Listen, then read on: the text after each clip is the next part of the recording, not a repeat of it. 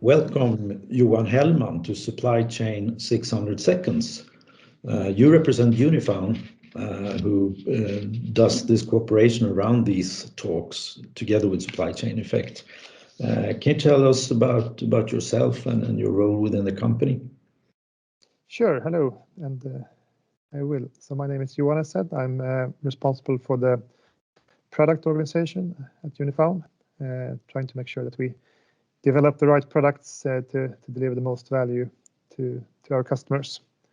And I probably should mention also that Unifaun as a company very recently merged with another company called Consigner, which is a company doing very similar things like we are doing. So we are now forming a new company, which will also be a leader in Europe in this area of transport management. You will tell us more about this perhaps in a while.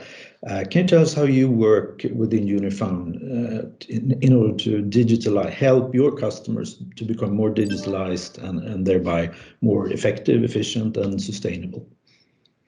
Sure, I would say that, that's really what we've been doing since day one, since over 20 years, trying to digitalize the booking process and the communication around transports. Our company was born from an EDI initiative in the 90s, and we have been working with digital communication ever since. So making sure that the right information is being communicated between the parties involved, I think that's key and still what we do. But also more and more, there's a value in that data over time, but being able to also analyze and understand what has happened to find room for improvement, I think is just as important. So, there's two sides of it: transferring data to meet an operational need, but also storing and making data available for analysis and improvement. So what do you do in order to develop the products? Could you give some examples? Because I know that you have a long history, about 20 years or more, I think, and you began to create this platform and has kind of developed it over time, over the years. Can you tell us what you do right now, for example? What we always do, I would say, is to add more carriers, because that's really the core of our product, and that's also why I think there's a real interesting now opportunities coming from the merger, that we will be able to add even more carriers and give our customers even more access to even bigger library. Because basically, we need to meet all the needs of our customers, and we need to make it possible for them to use whichever carrier they want. So that's one part of it. But we also see that we can make the data that we capture and make it available for all the different parties involved. I think more and more focus has turned from the sender to the receiver, and the receiver expects to be informed of what's happening as well. So that's one area where we are investing a lot. For example, in the receiver app that we have called My Parcels, which allows for a receiver to track all their inbound shipments. But just as important is to be able to analyze consolidated data, and we are developing tools for business intelligence and being able to see and understand what's happening from a more strategic point of view. So I think that's two areas where we sort of try to leverage the data that we have and give it back to our customers in new ways.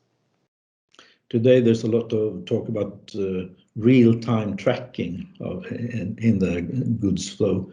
Do you work with that as well, or is that more kind of the business of the carriers? Well, to some extent, it is in terms of tracking trucks. That may be more interesting for a carrier than for a shipper. The shipper is more concerned maybe where the parcel is than where the truck is. But we are also in that area, and especially on the consignor side. We have been working with a scan app or a mobile app for truck drivers for some time, and that's one way to be able to also capture this real-time data. But I think this is only beginning, and as I think as technology becomes less and less expensive. I think, what you really want to track is the parcel or even the goods, and I think we will see a trend where our customers more and more track the individual parcel that they ship, and I think that's also an opportunity for us, because today we are there when the label is printed, and sort of you can say when the digital twin is born. You have a physical parcel, and the second you generate the label, that's also when you create the digital twin of that parcel, a digital representation. And today the connection is a barcode many times, but I think in the future the connection will be an online or connected label instead, and I think that's when you really can start tracking the goods in real time. So I think this is only beginning, but we will see a lot more. As you said, there's a lot of talk about the need to gather and use supply chain data, and that's something that you do, of course, and also the use of AI in order to make sense of it and get some value out of the data. Are you looking at opportunities within AI yourself? Absolutely, and I think the more data we have and the more data our customers generate, the more opportunities also to use these kind of technologies like machine learning. And I think we are looking at things like lead time prediction, understanding like when can you expect to have a parcel delivered. But I think what the customers really want probably is not to know what will happen, which is sort of expected, but they want to know when something is happening or probably will happen that's not expected. Basically being able to be more proactive.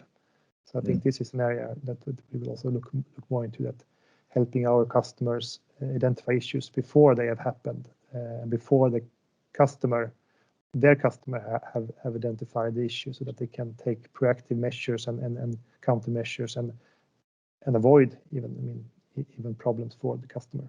I think that's probably where we're going. But I think step one is being able to consolidate, capture data in a structured way, understanding sort of high quality data, which comes from the operational booking and communication process, and then using that data to find insights combined with status information and real-time data flows coming from the production process.